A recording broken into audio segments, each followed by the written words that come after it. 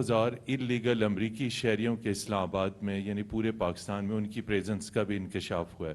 اس کے ساتھ ساتھ جو 25,000 افغان سٹیزنز ہیں جن کو ریلوکیٹ کرنا ہے یورپ اور امریکہ میں, وہ ہائیلی ٹرینڈ ہیں, فارمر انٹیلیجنس آپریٹیوز ہیں, فیسیلیٹیٹرز ہیں, اور رپورٹس یہ ہیں کہ پاکستان کی سلامتی کو ان سے بھی خطرہ ہے, اس لیے کہ وہ انتہائی مشکوک سرگرمیوں میں. اس حوالے سے امریکہ کا پاکستان کے اوپر بے پناہ دباؤ ہے. وزیر خارجہ کو کالز آئی ہیں اور دیگر سیکیورٹی اداروں کے سربراہوں کے ساتھ امریکی رابطے میں. آپ سے ڈونلڈ صاحب مل چکے ہیں, تو یہ بتائیے کہ آخر ہمارا ان کے بارے میں موقف کیا ہے؟ وہ بالکل ان ڈاکومنٹڈ ہیں, ان کو ہم نکال رہے ہیں, ان کو ہم نہیں نکال رہے, چونکہ امریکنز کہہ رہے ہیں ان کے لیے ٹائم ہمیں زیادہ چاہیے, اور اس سے ظاہری بات ہے ہمیں ان کی اس قسم کی پریزنس پہ تشویش بھی ہے. تو اس حوالے سے بتائیے گا, یہ جو امریکنز ہیں, یہ جو افغانی ہیں جن کو ریلوکیٹ کرنا ہے امریکہ کی طرف, اس حوالے سے پاکستان کا موقف, اور ذرا سا یہ بھی بتائیے جو طالبان پارا چنار کی طرف اس وقت جلگار کیے ہوئے ہیں, پارا چنار بھی پاکستان کی ٹیریٹری ہے, اور وہاں پہ ابھی تک جو کلیشز ہیں وہ چل رہے ہیں, تو وہاں پہ بتائیے کہ سیکیورٹی ادارے وہاں پہ اپنے پاکستانی سٹیزنز کے تحفظ کے لیے کیا کر رہے ہیں. بہت شکریہ. ایک تو جی جو تعداد آپ کو بتائی جا رہی ہے, پاکستان کے اوپر کسی قسم کا کسی کا کوئی دباؤ نہیں ہے. یہ ایک اپنے ذہنوں سے نکال لیں کہ پاکستان پہ امریکہ یا کوئی اور ملک دباؤ ڈال سکتا ہے. کیوں دباؤ ڈالے گا اور کیسے ڈالے گا, کیا کرے گا؟ پاکستان کے خلاف کوئی ملک اعلان جنگ کرنے جا رہا ہے؟ یہ مجھے سمجھ میں نہیں آتی ہے کہ ہمارے جو مختلف حضرات ہیں ان کے ذہنوں میں اس طرح کے سوالات کیوں ابھرتے ہیں. کئی ممالک جیسے ہم مختلف ممالک کے ساتھ درخواست کرتے ہیں, ان کو ریکویسٹ کرتے ہیں, اسی طرح باقی دنیا کی بھی ہمارے پاس ریکویسٹ آتی ہیں. ان کی ریکویسٹ کو پاکستان کے حوالے سے دباؤ کا نام دینا میرے خیال میں تھوڑی سی جاتی ہے. پاکستان نہ کسی کا دباؤ لیتا ہے, نہ پاکستان کسی کا دباؤ لے گا. 25,000 افراد, 35,000 افراد, 50,000 افراد ہائیلی ٹرینڈ ہے, نان ٹرینڈ ہے, ان میں سے کوئی نان ڈاکیومنٹڈ نہیں ہے. یہ وہ لوگ ہیں جو کہ طالبان کے ٹیک اوور کے بعد افغانستان چھوڑ کر آ گئے, اور بہت زیادہ امکانات اس بات کے ہیں کہ اگر ان کو واپس بھیجا جائے گا تو ان کی جانوں کو خطرہ ہے. یہ کامن سینس کی بات ہے. ان لوگوں کا ڈیٹا بیس پاکستان کے پاس بھی موجود ہے. ان کا ڈیٹا بیس جن ممالک میں جو ان کی ہدف ہے, جہاں انہوں نے جانا ہے, ڈیسٹنی ہے ان کی, ان کے پاس بھی موجود ہے. یہ ساری ہمارے ساتھ شیئر ہوتی ہیں, اور پاکستان مختلف مغربی ممالک کے ساتھ اس میں معاونت میں ہے. جو لوگ جن کے ساتھ انہوں نے کام کیا ہے وہ اپنے ممالک میں لے جا کر وہاں پر ان کو سیٹل کرنا چاہتے ہیں, تو اس میں پاکستان کا کیا اعتراض ہے اور کیوں اعتراض بنے گا, اور یہ وہاں پہ جا کے کس طرح پاکستان کی سلامتی کے لیے خطرہ بنیں گے. مجھے مطلب یہ بات کے کسی پہلو کا سمجھ میں نہیں آتا.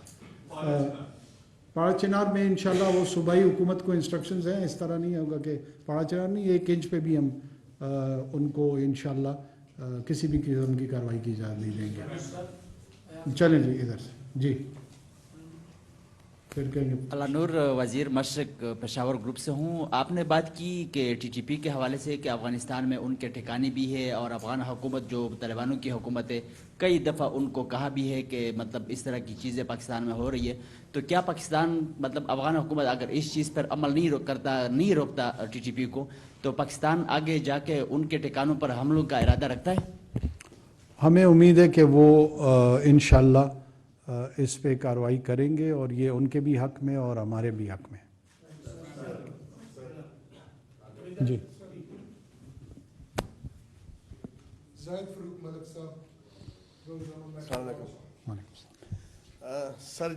جب سے آپ نے یہ افغانز کا سلسلہ شروع کیا ان کو اور غیر ملکیوں کے حوالے سے, ایسے میں ورلڈ کپ بھی شروع ہوا تھا, پاکستان افغانستان سے ہارا, اور دشمن ملک میں جس طرح جو صورتحال ہوئی, جس طرح انہوں نے منایا, کیا ہم نے اس کو کاؤنٹر کیا, لوگوں کو بتایا؟ ہمارا سائبر کرائم ونگ بھی ہے, باقی بھی ہے, جو پاکستان کے خلاف ایک مہم شروع کی گئی ہے کانٹیسٹ کے اندر, اس میں کہ آپ نکال رہے ہیں اور ہم نے آپ کو ہرایا, اور اس طرح کی بہت ساری پوسٹ آپ کی نظر سے, تو کیا اس کے تدارک کے لیے بھی ہم نے کوئی کام کیا؟ دیکھیں یہ سپورٹس میں اس طرح کی چیزیں ہوتی ہیں. میرے خیال میں سپورٹس کو سپورٹس کے اسپرٹ میں ہی رکھنا چاہیے. یہ کوئی پاکستان کے خدا نخواستہ سلامتی پہ کوئی حملہ نہیں تھا. بہت سارے ایسے لوگ بھی ہیں جو کہ پاکستان سے انہوں نے کرکٹ سیکھی ہے, ان کی ٹیم بھی یہیں سے ٹریننگ انہوں نے لی ہے. اس ماحول میں ہو سکتا ہے کہ ایک سوشل رسپانس ان کی طرف سے ہے, ہماری طرف سے بھی لوگوں نے کیا ہے. میرا نہیں خیال کہ کوئی ریاست کی سطح پہ اس طرح کی کسی کمپین کو ہمیں لیڈ کرنا چاہیے, اور جتنی پیپل ٹو پیپل کانٹیکٹ میں چیزیں نارملائز ہوں وہ زیادہ بہتر ہے میرے خیال میں. چلیں جی, ایک سیکنڈ, ایک ٹائم میں ایک آدمی کو sir this is Awais Kayani from 24 news. Thank you very much sir. Sir دو بڑی اہم چیزیں, 12,096 افراد تھے پاکستان ڈاکومنٹ پہ, پاسپورٹ پہ, جو سعودیہ ٹریول کرتے ہیں, اور سعودیہ حکومت ہمیں بتاتی بھی ہے, اور اس میں 3,000 سے زائد افغانی تھے جنہوں نے فیک پاسپورٹ پاکستانی بنا کے ٹریول کیا. اس کی کوئی انکوائری ہو رہی ہے, اس کو اپڈیٹ کر دیجیے گا. گزشتہ روز غزہ کے لیے بڑا اچھا جسچر ہوا, امدادی سامان وہاں پر پہنچا, لیکن ایک سوال ہے چھوٹا سا کہ بطور وزیر اعظم جو اسلامی ایٹمی ملک کے, آپ جو غزہ کے لیے جو پاکستان کا جو کردار ہے حکومت پاکستان کا, اس سے آپ مطمئن ہیں یا غیر تسلی بخش؟ تھینک یو ویری مچ سر. دیکھیں غزہ کی جو صورتحال ہے اس میں جتنا کیا جائے کم ہے. آپ مطمئن ہیں؟ آپ بھی نہیں ہیں مطمئن. 1.5 ارب مسلمان نہیں ہیں مطمئن, تو میں اور میری حکومت کیسے مطمئن ہوں گے؟ بچے شہید ہو رہے ہیں, خواتین شہید ہو رہی ہیں, ہسپتال پہ حملے ہو رہے ہیں. یہ مجھے نہیں لگتا کہ کئی صدیوں میں اس طرح کا ظلم جو ہے نا کسی طاقت نے, کسی ریاست نے کسی کے خلاف کیا. لیکن اس کو میرے خیال میں اگر ہم ایسے اشتعال سے جوڑیں کہ ہم بطور ایک طاقت کے کیا کر رہے ہیں, بہت سوچ سمجھ کے بات کرنی چاہیے, بہت سوچ سمجھ کے سوال کرنے چاہیے, اور بہت سوچ سمجھ کے جواب دینے چاہیے. ہم انشاءاللہ کوشش کریں گے.